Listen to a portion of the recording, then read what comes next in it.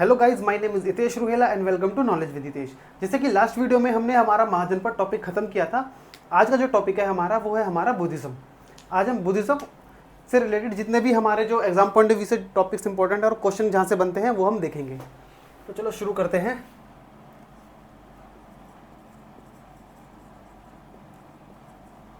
Buddhism देखो, हमने महाजनपद पढ़ा था इसी के टाइम पीरियड के आसपास, जिसका टाइम पीरियड हमने महाजनपद का टाइम पीरियड देखा था हमने 600 के आसपास, 600 BC। इसी के आसपास दो रिलीजन निकल के आते हैं, एक है हमारा बुद्धिज्म और दूसरा है हमारा जैनिज्म, जो हम नेक्स्ट वीडियो में देखेंगे। तो बुद्धिज्म को पढ़ना इसलिए भी इम्पोर्टेंट हो जाता है क्योंकि हम देखेंगे आगे जो हमारे रूलर्स हैं, है ना, वो बुद्धिज्म को सपोर्ट करते हैं। कुछ देखेंगे, कुछ हिंदुज़म को सपोर्ट करेंगे, कुछ बुद्धिज्म को और कुछ जैनिज्म को। तो इनके बारे में हमें जो इम्पोर्टेंट है एग्जाम पॉइंट ऑफ व्यू से वो भी जानना हमारे लिए काफ़ी इंपॉर्टेंट हो जाता है। तो देखो, अब हम सबसे पहले बुद्धिज्म के अंदर हम पहले जानेंगे बुद्धा के बारे में। Story of Buddha.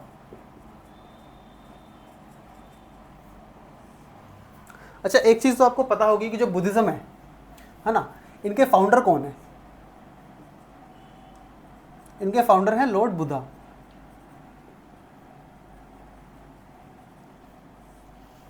ठीक है, ये चीज़ आपको ये तो पता ही होती है मेनली सभी को, तो वही मैंने बता दिया आपको। देखो, अब इनका जो रियल नेम था बुद्धा का वो था सिद्धार्थ या फिर गौतम।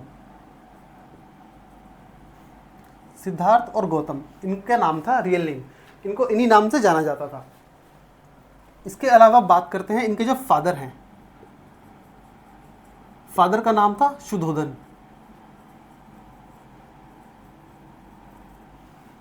जो कि एक क्षत्रिय थे। और ये अगर आपको याद हो, महाजनपद में हमने जो देखा था इनका पॉलिटिकल स्ट्रक्चर महाजनपद का, दो तरीके का मैंने पॉलिटिकल स्ट्रक्चर्स आपको बताया था। एक मैंने आपको बताया था मोनार्कियल, जिसके अंदर एक सिंगल किंग होता है, और दूसरा होता था हमारा रिपब्लिकन, जिसको हम गण या फिर संघ भी कहते हैं।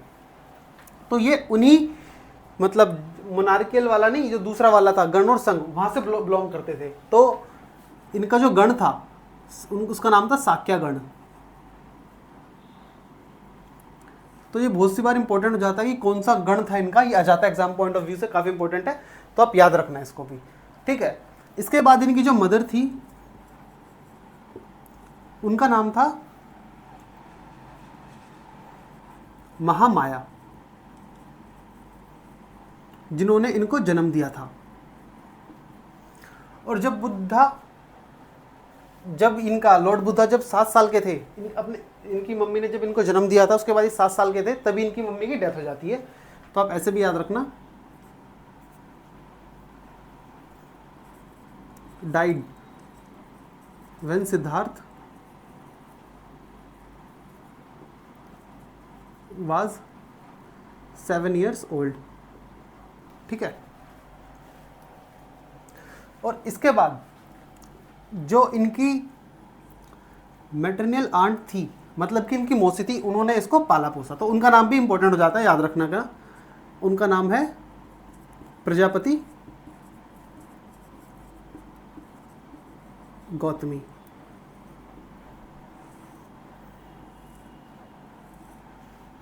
ये भी याद रखना, ये कौन थी इनकी?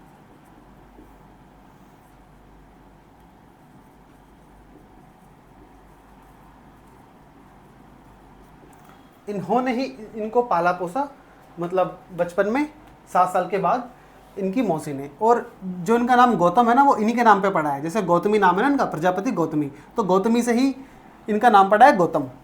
अब बात करते हैं इनकी, बुद्धा की। अब देखो, बुद्धा का जो बर्थ हुआ था वो कहाँ पे हुआ था? वो हुआ था लुम्बिनी में। आज की डेट में लुम्बिनी प्रेजेंटली नेपाल है, हमारा नेपाल के अंदर है। ठीक है, उस टाइम पे तो कोई कंट्री वगैरह नहीं होती थी, पूरा इंडियन सब कॉन्टिनेंट के अंदर ही पड़ता है हमारा नेपाल। तो लुम्बिनी के अंदर इनका जन्म हुआ था। और किस दिन हुआ था? वैशाख पूर्णिमा के दिन। और ये याद रखना, इनका जो जन्म हुआ था ना, इसको हम कहते हैं 2500 ईयर्स अगो। 2500 साल पहले, या फिर इसके लिए हम लिखते हैं 563 BC को इनका जन्म हुआ था। ठीक है, ये चीज़ आप इसके बारे में याद रखना, इनके बर्थ के बारे में। अब बात करते हैं हम आगे। अब देखो, जब ये 16 साल के थे एट 16, तो इनकी शादी हो जाती है किससे? यशोधरा से। अब यशोधरा कौन थी? यशोधरा थी लच्छवी प्रिंसेस। अगर आपको याद हो तो महाजनपद में हमने लच्छवी एक क्लैन पढ़ा था ना, तो वहीं की प्रिंसेस थी यशोधरा। उनसे इनकी शादी हो जाती है जब ये 16 साल के होते हैं। और फिर आगे जाके इनका एक बेटा भी होता है जिनका नाम होता है राहुल। तो ये भी बहुत सी बार एग्जाम पॉइंट ऑफ व्यू से इंपॉर्टेंट हो जाता है कि इनके बेटे का नाम क्या था? राहुल नाम था। ठीक है, अब जब ये 29 साल के होते हैं,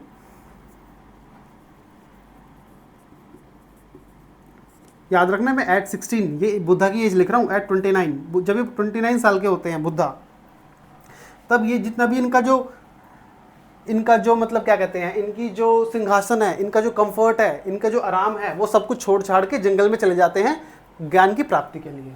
तो ये भी आप याद रखना कि 29 साल की उम्र में लेफ्ट ऑल द कंफर्ट्स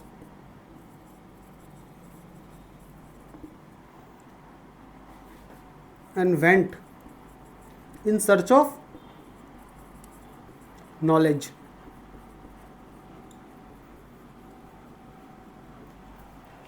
ठीक है, अब कई सालों तक ये जंगलों में जाते हैं, भटकते हैं, लोगों से मिलते हैं, अलग अलग लोगों से मिलते हैं, अलग अलग दोस्त बनाते हैं, उनके साथ रहते हैं, फिर भी उनको मतलब कुछ फ़ायदा नहीं होता, फिर भी उनको लगता है कि टाइम वेस्ट ही है। तो फिर ये लास्ट में फाइनली एक पीपल के पेड़ के नीचे बैठ के तपस्या करते हैं, स्वयं मतलब मेडिटेट करते हैं, तपस्या करते हैं, और तब जाके इनको फिर ज्ञान की प्राप्ति होती है।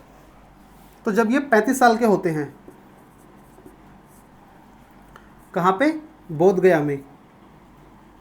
पहले ऐसे लिखते हैं एट 35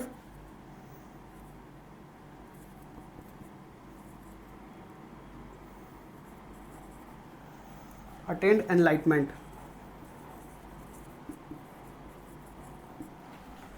एनलाइटमेंट मतलब ज्ञान की प्राप्ति इनको हो जाती है 35 साल की उम्र में। कहाँ पे? बोध गया। आज की डेट में बोध गया कहाँ पे है? बिहार के अंदर है।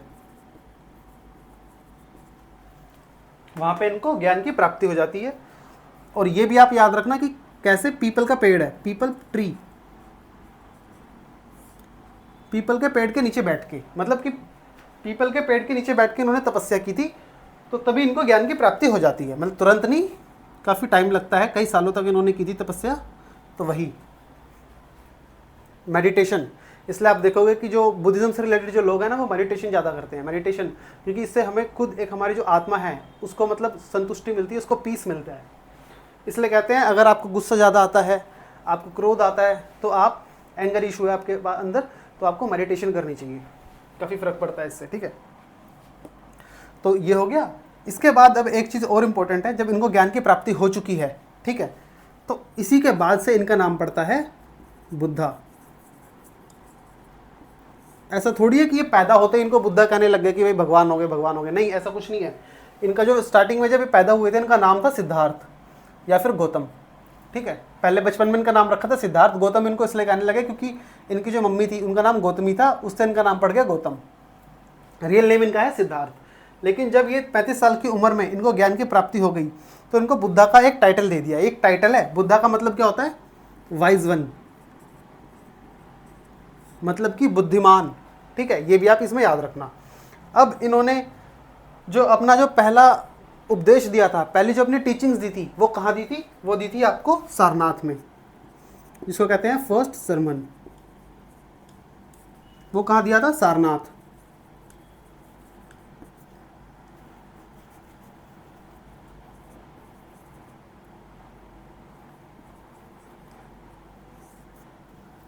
और सारनाथ का है यूपी के अंदर, नियर वाराणसी।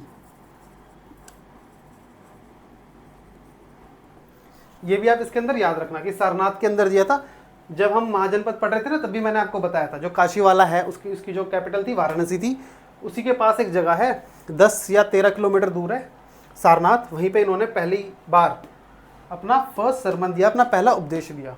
ठीक है, इसके बाद इन्होंने जो बाकी की इनकी जो लाइफ थी वो इन्होंने ऐसे ही पैदल ही घूम घूम के लोगों से मिलकर लोगों को टीचिंग्स दे दे के अपनी व्यतीत की। और आखिरी जो इसमें इंपॉर्टेंट पॉइंट ऑफ है देखने का वो है हमारा इनकी जो डेथ होती है वो होती है कुशीनार में। पहले इसका नाम कुशीनार था, आज की डेट में हम इसको कहते हैं कुशीनगर।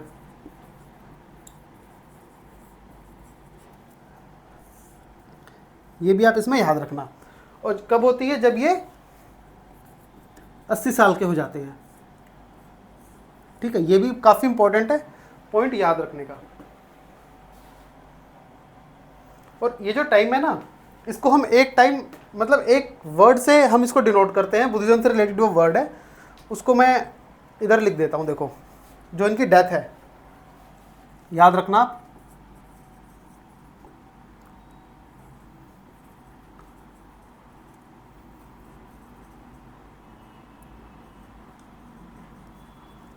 महापरिनिर्वाण है ना।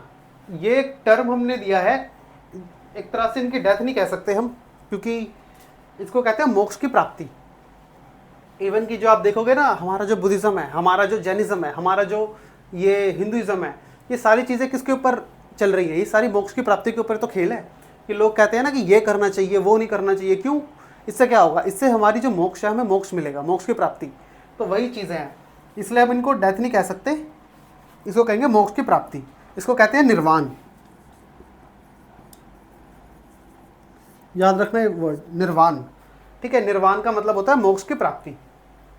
तो ये सारी चीज़ें जो है मैंने आपको बताई हैं अभी, ये एक एक वर्ड इसके अंदर इंपॉर्टेंट है एग्जाम पॉइंट ऑफ व्यू से, खासकर एसएससी और यूपीएससी के लिए तो एक एक लाइन इंपॉर्टेंट होती है। तो वही इनका, जैसे मैंने आपको बताया, रियल नेम क्या है? सिद्धार्थ, और गौतम इनका नाम बाद में पड़ता है। इनका जो जन्म होता है वो वैशाख पूर्णिमा के दिन होता है। ठीक है, इसके बाद नेपाल में पैदा होते हैं, और आज से कब होते हैं? 2500 साल पहले, या फिर 563 बीसी में। फिर इनकी शादी होती है यशोधरा से, जो कि एक लच्छवी प्रिंसेस थी। इनके बेटे का नाम राहुल था। 29 साल की उम्र में ये अपना जो भी घर बार है, अपना सिंहासन, अपना जो भी है ऐशो आराम, वो सब कुछ छोड़ छाड़ के चले जाते हैं जंगल में ज्ञान की प्राप्ति के लिए। फिर 35 साल की उम्र में इनको बोध गया के अंदर पीपल के पेड़ के नीचे बैठ के ज्ञान की प्राप्ति होती है। उसी के बाद से बुद्धा कहलाने लगते हैं। बुद्धा का मतलब होता है वाइज वन, मतलब कि बुद्धिमान। ठीक है, पहला सरमन इन्होंने अपना कहाँ दिया था? सारनाथ के अंदर दिया था, यूपी के अंदर, जो कि वाराणसी के पास है। इसके बाद फिर इन्होंने बाकी की जो अपनी जो लाइफ है वो ऐसे ही बिताई, घूम घूम के लोगों को टीचिंग दे दे के, अच्छी अच्छी बातें बता बता के। और फिर उसके बाद लास्ट में इन्होंने अपनी आखिरी सांस कहाँ पे ली? कुशीनार या फिर कुशीनगर। ठीक है, और जब ये 80 साल के थे तब। तो ये चीज़ हमें बुद्धा की स्टोरी है, जो बुद्धा के बारे में ये सारी चीज़ें हमें पता होनी चाहिए। चलो अब हम बात करते हैं टीचिंग्स ऑफ बुद्धा के बारे में।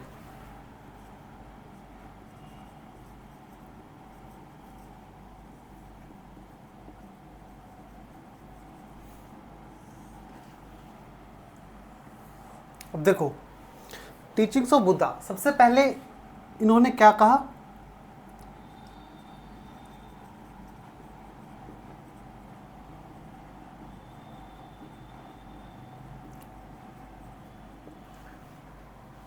We have to be kind to others. Kind मतलब बाकी जो लोग हैं, जितने भी जो लोग हैं, सभी के साथ काइंड रहो, मतलब कि अच्छे से व्यवहार करो, अच्छे से रहो। और किन के लिए? ये सिर्फ ह्यूमंस की बात नहीं हो रही, एनिमल्स की भी बात हो रही है। Respect life of others, humans की भी एंड एनिमल्स की भी।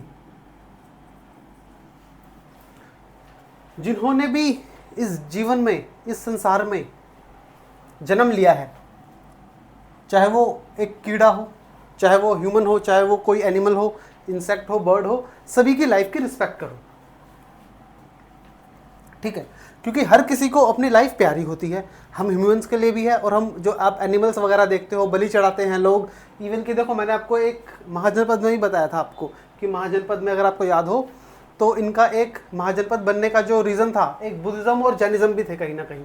क्यों? क्योंकि इनकी जो ऐसी जो टीचिंग्स हैं कि हमें दूसरों की मतलब लाइफ की रिस्पेक्ट करनी चाहिए, दूसरों को नहीं मारना चाहिए, तो इससे भी हमारे जो सेक्रीफाइसेस थे, जो हमारे एनिमल किलिंग थी, वो कहीं ना कहीं रुकी थी, इम्पैक्ट पड़ा था इससे। ठीक है, तो हमें ह्यूमंस और एनिमल्स दोनों की लाइफ की रिस्पेक्ट करनी चाहिए, लोगों को हार्म नहीं पहुंचाना चाहिए।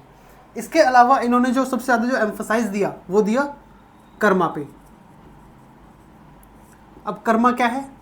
कर्मा मतलब होता है जो भी आप दूसरों के साथ करोगे ना, वही आपको इनडायरेक्टली, डायरेक्टली या फिर इनडायरेक्टली वे में आपको अफेक्ट करेगा कहीं ना कहीं, आपके पास वो लौट के आएगा वापस से। इसलिए कर्मा के ऊपर भी जो कर्मा जो ये टर्म यूज़ होता है, ये कहाँ से आया? ये बुद्धिज़्म से ही आया, हिंदुज़म से नहीं आया, जैनिज़्म से नहीं आया, ये बुद्धिज़्म से टर्म आता है कर्मा। कर्मा के ऊपर भी इन्होंने काफ़ी एम्फसाइज किया, तो ये भी आप याद रखना। इसके बाद इन्होंने जो लैंग्वेज यूज़ करी, वो यूज़ करी प्राकृत या फिर पाली, मतलब सेम ही चीज़ है। जो अब ये क्या लैंग्वेज है प्राकृत और पाली? देखो उस टाइम पे मैंने आपको बताया था जो संस्कृत है वो कौन यूज़ करते थे? वो सिर्फ ब्राह्मण्स बोल सकते थे, क्षत्रिय बोल सकते थे, और कोई नहीं बोल सकता था। राजा बोल सकता था और ब्राह्मण्स बोल सकते थे, क्षत्रिय। अब जो आम लोग हैं, आम जनता, वो भी तो बात करेंगे, वो गूंगे थोड़ी बन के रहेंगे। वो कौन से लैंग्वेज में बोलते थे? वो बोलते थे प्राकृत में, पाली में। ठीक है, ये थी कॉमनर्स की। तो इसीलिए इन्होंने, ताकि इनके जो वो हैं, क्या नाम है, इनके जो मैसेजेस हैं, इनकी जो टीचिंग्स हैं, वो ज़्यादा से ज़्यादा लोगों तक पहुँचे, इसलिए इन्होंने प्राकृत और पाली लैंग्वेज चुनी। इवन कि हम देखेंगे आगे जाके मगध एम्पायर, हम पिलर्स के बारे में पढ़ेंगे, अशोकन पिलर्स, इसके इंस्क्रिप्शंस। तो अशोकन के जो पिलर्स हैं ना, उनके ऊपर भी जो अशोका जो इंस्क्राइब करता है, मतलब कि पिलर्स, पत्थर के बड़े बड़े पिलर्स लगा के उनके ऊपर कुछ गढ़वाता है ना, तो वो भी प्राकृत और पाली लैंग्वेज में यूज़ करता है। क्यों? ताकि कॉमनर्स हैं, जो आम लोग हैं, उनको वो पढ़ें और उनको समझ में आए कि हाँ ये मैसेज कह रहा है, ये मैसेज आ रहा है। ठीक है, इसके अलावा लैंग्वेज हो गई। अब हम बात करते हैं इनकी 4 नोबल ट्रूथ के बारे में।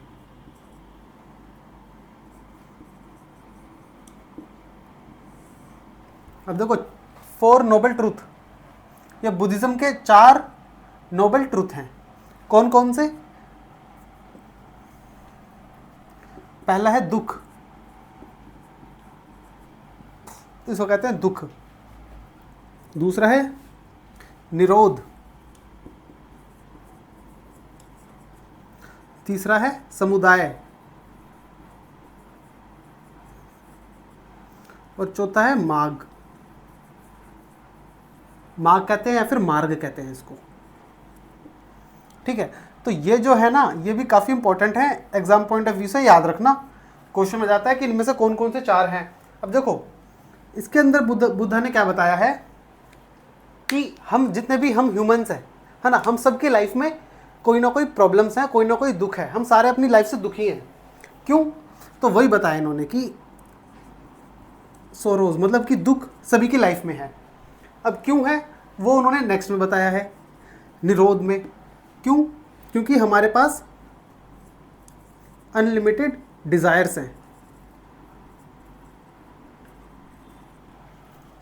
हम चाहते हैं ना कि हम ये बन जाएं, हम वो बन जाएं, हमें ये मिल जाए, वो भी मिल जाए, सब मिल जाए।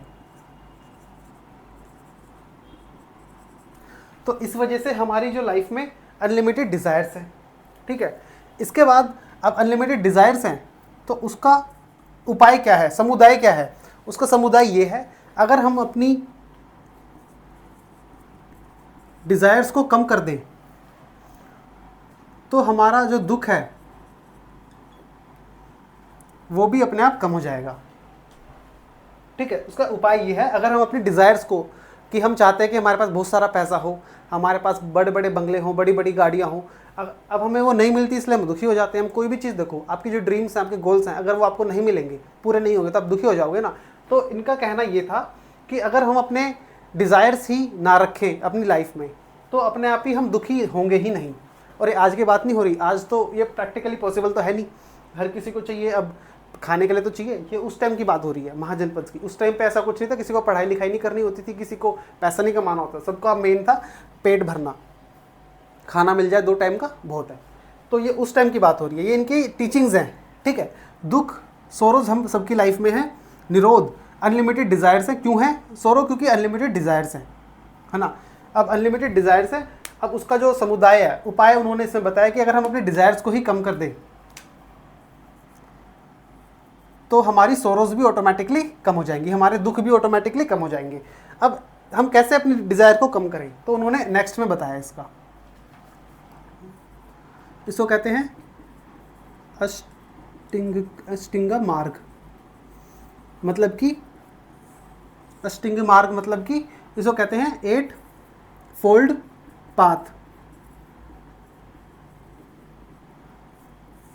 बुद्धिज्म से रिलेटेड 8 फोल्ड पाथ्स, 8 ऐसे रास्ते हैं जिनसे कि हम अपने आप को, अपनी लाइफ के ऊपर, अपनी जो सोल है उसके ऊपर हम काबू पा सकते हैं। अब हम ये देखते हैं जो इनके 8 फोल्ड पाथ्स हैं वो कौन कौन से हैं। देखो इधर मैं लिख देता हूँ 8 फोल्ड पाथ्स। सबसे पहला है इसके अंदर राइट अंडरस्टैंडिंग।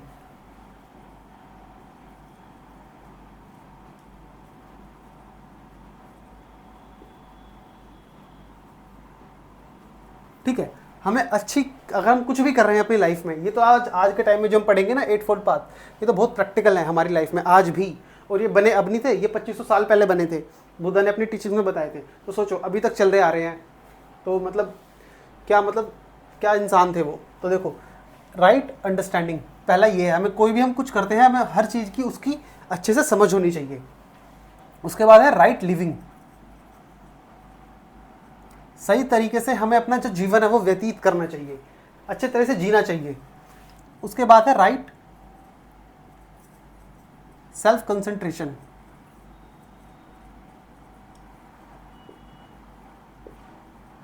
मतलब कि हमें अपने ऊपर कंट्रोल होना चाहिए, अच्छे से सेल्फ कंसंट्रेशन हमारे पास होना चाहिए कि अगर हम कोई काम कर रहे हैं तो पूरा प्रॉपर कंसंट्रेट होकर करें, इतना कंट्रोल हमें होना चाहिए कि हम मतलब ऐसे ही इधर उधर ना भटक जाएं। तो वही राइट सेल्फ कंसंट्रेशन। इसके बाद है हमारा राइट थॉट,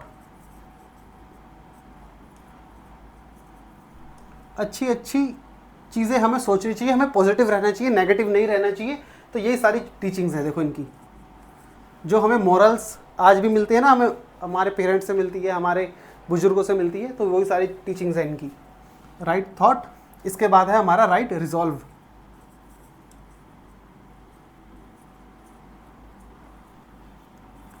फिर है हमारा right action,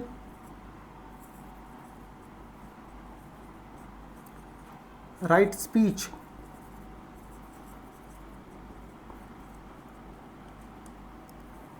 and right effort.